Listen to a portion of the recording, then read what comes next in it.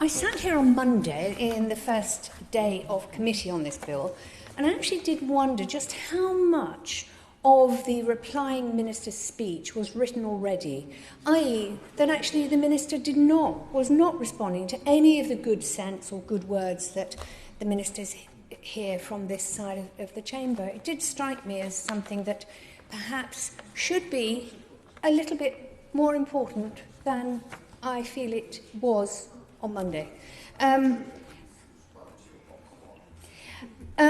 Now, this is actually an important group because it's asking what do we want to use the subsidies for rather than just saying how do we want to control subsidies.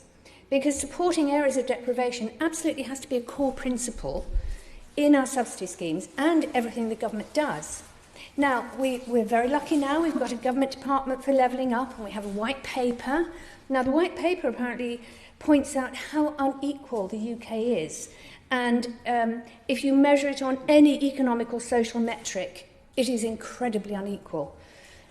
And you have to ask, what's the government been doing in the past 12 years? And of course, it is a Conservative government. And so clearly the levelling up agenda is to actually mop up all the damage they've done in the past 12 years. But tackling deprivation and inequality is going to take a lot more than fine words.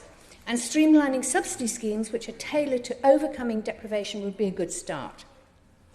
Similarly, we should be making it easy for public authorities to support cultural and environmental objectives.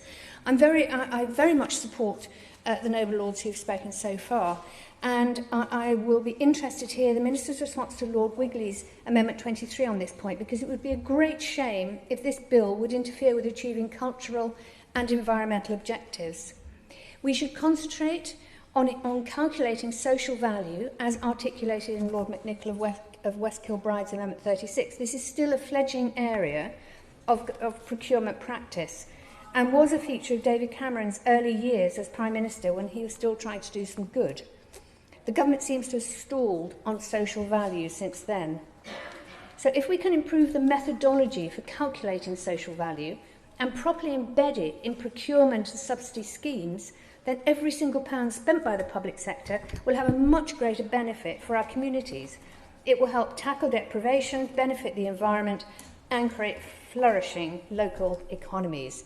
I hope the noble Lord, the Minister, can explain what the government is doing to advance the social value agenda.